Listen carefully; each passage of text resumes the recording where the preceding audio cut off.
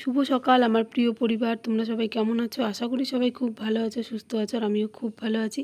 কোচবিহার জেলার এই ছোট্ট একটি গ্রাম থেকে আমি সুস্মিতা আবারও চলে আসলাম তোমাদের সামনে খুব সুন্দর একটি ব্লগ নিয়ে। এখন ঘড়িতে বাজে সকাল 8টা, আর আজ হলো মঙ্গলবার। আর ভিডিওটা কিন্তু এখন থেকে শুরু করলাম। তো চলো তোমরা ভিডিওটা দেখতে থাকো। আর আশা করছি তোমাদের ভিডিওটা যদি ভালো লাগে তাহলে অবশ্যই লাইক কমেন্ট করে আমার পাশে থেকো। আর তোমাদের একটা কমেন্ট কিন্তু আমাকে আরও বেশি করে ভিডিও বানাতে উৎসাহ করবে। আর চেষ্টা করব আমিও তোমাদের সামনে খুব সুন্দর সুন্দর ভিডিও তুলে ধরার জন্য।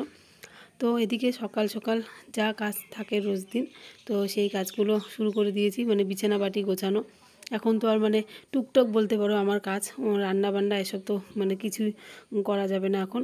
আর এদিকে আর কি ঘরটারও আর কি ঝাড় দেই না, শুধু আমার ঘরটাই আর কি গুছিয়ে রাখি। আর এদিকে যা যা আর কি করি তোমাদের সাথে তো শেয়ার করি। সবজিপাতি কাটা, তারপর হচ্ছে এদিকে সোনাইয়ের কাপড় টাপড় কেচে দেওয়া হালকা হালকা, তো এই কাজগুলোই করি। তো এদিকে আজকে বিছানা চাদরটা না তুলে ছাড়বো। এত কাঠের গুঁড়ো পড়েছে, এই যে আমার এক মানে ঘর কি বলবো, উপর থেকে এত কাঠের গুঁড়ো পড়ে, মানে সবগুলো ঘরেই আমাদের এরকম কাঠের গুঁড়ো পড়তেই থাকে সারাদিন।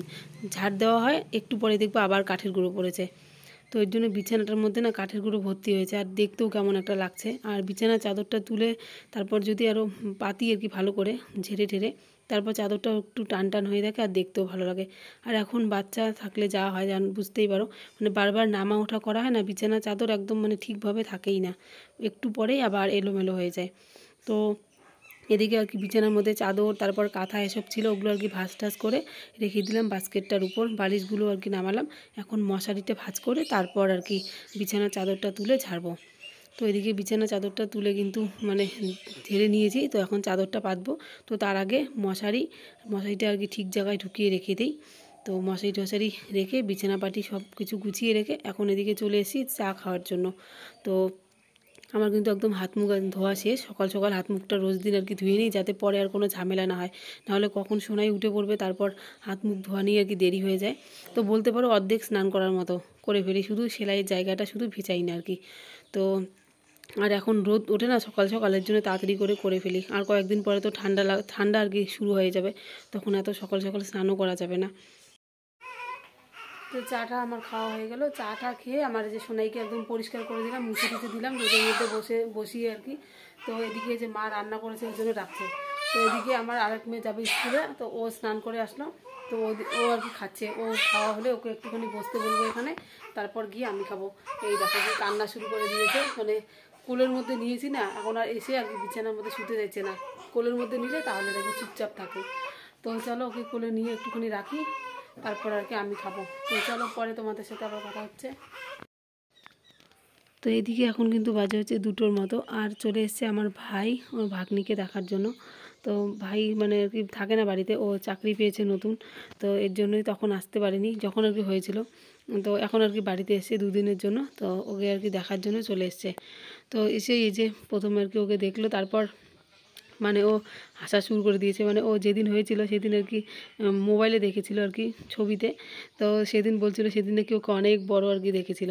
তো আজকে এসে বলছে আজকে আবার এত ছোট ছোট জ্ঞান লাগে আর কি। তো এই নিয়ে হাসাহাসি আর কি শুরু করে দিয়েছি। তো এদিকে আর কি ও নাকি বাড়ির থেকে ভাত খেয়ে এসছে, তো ওকে আর কি বলছিলাম ভাত খাওয়ার জন্য। মা কিন্তু গরম ভাত আর কি এই মাত্র নামালো, একটুখানি ভাত কম হয় তো তো আবার আর কি ভাত চাল জাল দিল। তো খাবে না বলছে ভাই। তো তারপর মা আবার কী করছে, ওর জন্য ভাই এসে জন্য ঘরে ডিম ছিল, তো মাকে বললাম যে ডিম আর কি ভেজে ভাত দেওয়ার জন্য। তারপর ভাই বলছে যে বাড়িতে ভাত খেয়ে আসলো খাবে না, তো মাকে আর কি বললাম যে ডিমটা দেওয়ার জন্য। তো বলছে যে ডিমটাই শুধু খাবে। তো তারপর ভাই শুধু ডিম ভাজাই খেয়েছে। আর এদিকে না আমার কিছু দরকার ছিল, তো ভাইয়ের কাছে আর কি করে নিলাম। তো ভালোই হলো, আমার অনেক বড় একটা আর কি হেল্প হলো। তো এদিকে যে চলছে আমাদের আর কি গল্প টল্প, ওর সাথে আর কি গল্প করছি। আর ভাই এদিকে বলছে ও আর কি খালি এতে চলে এসছে।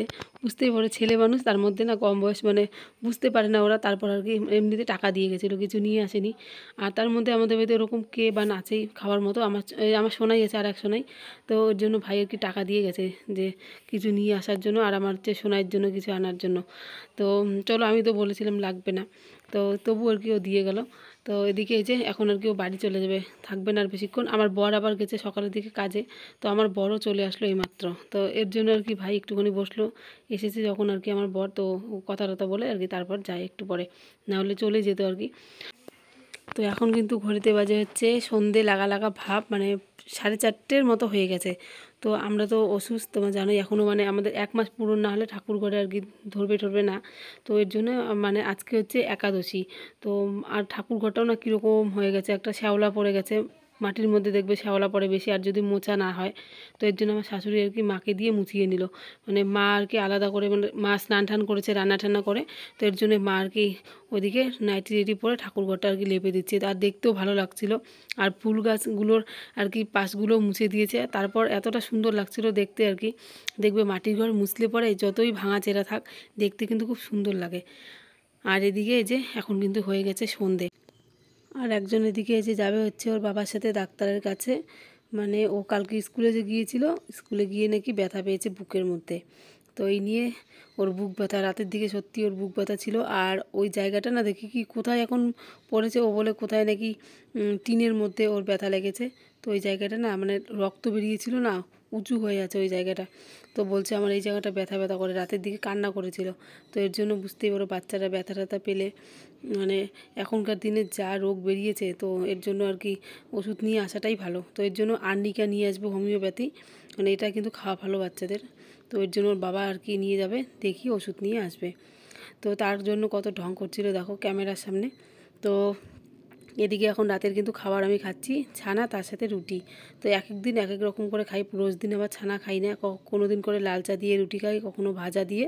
তো রাতের দিকে শুকনো খাবারগুলোই আর কি খেয়ে থাকি, যাতে তাড়াতাড়ি করে আর কি সেলাইয়ের জায়গাটা আমার শুকিয়ে যায়। তো এর জন্যই রাতের দিকে শুকনো খাবারটাই খাই, আর ভাত কিন্তু 1-1.5 মাসের মতো আর কি খাবো না। তো চলো আজকের ভিডিওটা এখানেই রাখলাম, কেমন লাগলো